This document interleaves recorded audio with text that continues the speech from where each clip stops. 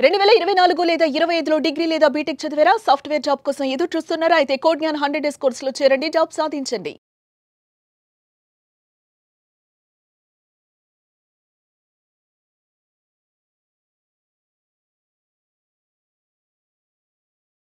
నమస్కారం డాక్టర్ శ్రీ ఆచార్య అనంతకృష్ణ స్వామి గారు. ఇంత మంచి సబ్జెక్ట్లో కొంతమందికి చాలా ఛాలెంజెస్ ఉంటాయి. సబ్జెక్ట్ మీద కూడా మాట్లాడేటువంటి వాళ్ళు ఉంటారు. సబ్జెక్ట్ని కొంతమంది నమ్మేటువంటి వాళ్ళు ఉన్నారు. సబ్జెక్ట్ని కొంతమంది పట్టుకోలేనటువంటి వాళ్ళు కూడా ఉంటారు. At the same time subject మీద నా ఒపీనియన్ ఇది అని మాట్లాడేటువంటి ఫీడ్బ్యాక్ కూడా ఉన్నాయి. సో నేను అది కూడా కలెక్ట్ చేశాను, ఎందుకంటే అన్నీ ఉంటాయి ఈ షోలో. సో అందుకే కలెక్ట్ చేశాను. అసలు ఈ సబ్జెక్ట్ గురించి ఏం మాట్లాడతారు ఏంటి అని, దానికి మీరు ఎలా లైవ్లో ఆన్సర్ చేస్తారనేది నాకు చూడాలని ఉంది. ఒకసారి అది చూద్దాం. ఓకే. ఆచార్య అనంతకృష్ణ గారికి నమస్కారం. నా పేరు చలవాది రాజేష్.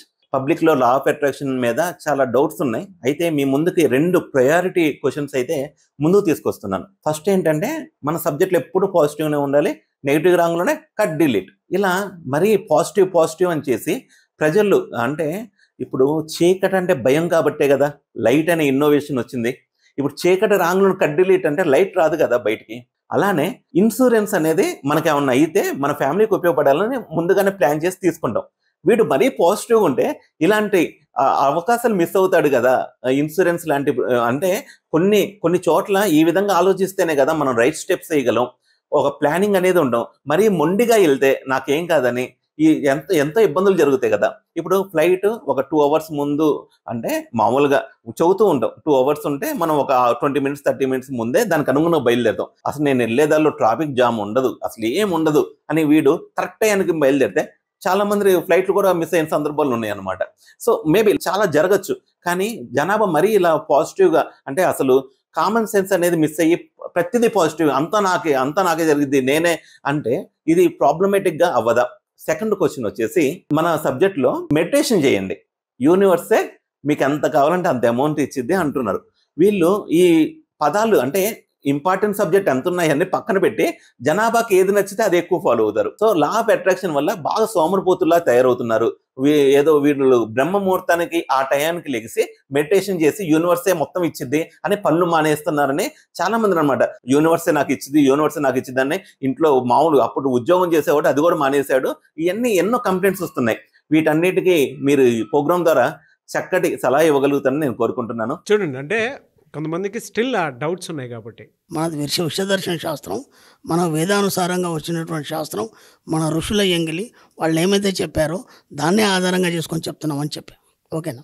ఆ రెండోది ఏమంటున్నాడంటే, మెడిటేషన్లో మీరు డబ్బు అని అన్నప్పుడు, లేదా మీరు ఇప్పుడు ఫ్లైట్కి మీరు ముందెళ్ళి ఉండాలి, మీరు టైంకి వెళ్తే ఉండదు కదా. ఎందుకంటే ఆ ఫ్లైట్ బుక్ చేసుకున్నప్పుడే వాడు డిసైడ్ చేస్తారు టికెట్ మీద, మీరు ఇన్ని గంటల ముందు మీరు అక్కడ ఎయిర్పోర్ట్కి మీరు రీచ్ కావాలి, మీరు రిపోర్ట్ చేయాలని చెప్పేసి. అది మనం చెప్పట్లేదు, డైరెక్ట్ రిపోర్ట్ వాడే చెప్తున్నాడు మనకి. అర్థమైందా? ఎందుకంటే ఆ రూల్స్ రెగ్యులేషన్స్ ఆ కండిషన్స్ అవి కంప్లీట్ కావడానికి టైం పడుతుంది కాబట్టి చెప్తున్నాడు. దాంట్లో ఏం తప్పేం లేదు కదా. అది కామన్ పీపుల్ యొక్క అభిప్రాయం. క్లాస్కి అటెండ్ చేసిన వాళ్ళు కొన్ని వేల లక్షల మంది ఉన్నారు ఇప్పటిదాకా. వీడియో లేని వాళ్ళు కొన్ని లక్షల మంది ఉన్నారు. క్లాస్కి అటెండ్ చేసిన వాళ్ళు కొన్ని వేల మంది ఉన్నారు. వాళ్ళ సక్సెస్ ఎలా ఉందనేది మనం ఆల్రెడీ బోలెడ్ ఫీడ్బ్యాక్లు ఇచ్చాం. ఒకవేళ అది కాదనుకుంటే మనము ఆ ఫీడ్బ్యాక్లు ఇవ్వరు కదా వాళ్ళు, అవునా కదా. క్లాస్కి వస్తే నీకు ఆ సబ్జెక్ట్ అనే అర్థమవుతుంది. ఇట్స్ ఏ విశ్వదర్శన శాస్త్రం కాబట్టి ఒకసారి క్లాస్కి అటెండ్ చేయండి. అక్కడ మీకు పూర్తి క్లారిటీ వస్తుంది. అంటే ఇలా ఎందుకు చెప్తున్నారు, అలా ఎందుకు చెప్తున్నారు అని క్వశ్చన్లు వేస్తాడు కదా. దాన్ని మనం ఇప్పుడు సబ్జెక్ట్ చెప్తూ పోతే ఇంటర్వ్యూ దాంతోనే అయిపోతుంది. కాబట్టి క్లాస్కి వస్తే క్లారిటీ వస్తుంది. నేను ఎంత మెడిటేషన్ 20 నిమిషాలు మాత్రమే చేయమన్నాను. 6-8 నిమిషాలు కూడా మీరు డబ్బు సంపాదన ఎందుకు చెప్పమన్నానంటే, అలా చెప్పడం వల్ల మీ సబ్ కాన్షియస్ మైండ్ తీసుకుంటుంది. ఎందుకు? అప్పుడు నీకు మాటలు ఏమి ఉండవు కాబట్టి నీ ఇన్నర్ మైండ్ మాట్లాడి నువ్వు ఏది ఇస్తే దాన్ని తీసుకుంటుంది. అది సైన్స్. క్వాంటమ్ సిద్ధాంతం ఏం చెప్తుంది అనేది కూడా నేను ఓపెన్గా రాయించాను. నేను క్లాస్లో రాయిస్తాను క్వాంటమ్ సిద్ధాంతం, అది సైన్స్ ఏం చెప్తుంది, ఆ క్వాంటమ్ సిద్ధాంతం ద్వారా నీకు డబ్బు ఎలా వస్తుంది, కుండలిని ప్రయోగం ద్వారా కుండలిని అనేది ఎలా విధంగా రన్ చేస్తుంది, దానివల్ల నీకు డబ్బు ఎలా వస్తుంది, ఇలా భిన్న కోణాల నుంచి నేను సబ్జెక్ట్ చెప్తున్నాను. కేవలం ఆయన ఒకటి చెప్పిందే కాదు కదా. కాబట్టి ఏదో విని ఏదో ఊహించి నీ సొంత ఆలోచనలతో క్వశ్చన్ అడిగే కంటే ఒకసారి క్లాస్కి వస్తే మీకు క్లారిటీ వస్తుంది, ఇబ్బంది ఏం లేదు. అంటే జనరల్గానే మనం ట్రావెల్ అయ్యేటప్పుడే ఇలాంటి ఛాలెంజెస్ చాలా కనిపిస్తూ ఉంటాయి కదా మనకి.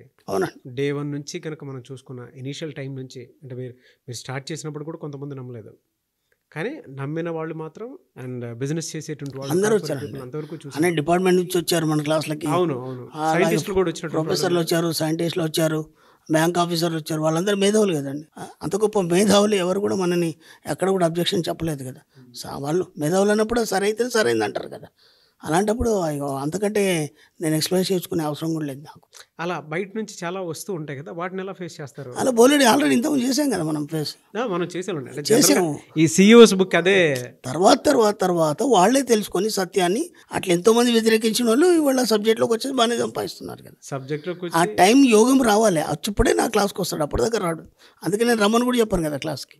నీకు ఆ యోగం లేనప్పుడు అలాగే మాట్లాడతావు, ఆ యోగం వచ్చేప్పుడు నువ్వే వస్తావు. ప్రొఫెషన్ కిందకి మార్చుకొని వాళ్ళ సంపాదిస్తున్నటువంటి కూడా చాలామంది ఉన్నారు. చాలామంది ఉన్నారు కదా, చాలామంది ఉన్నారు.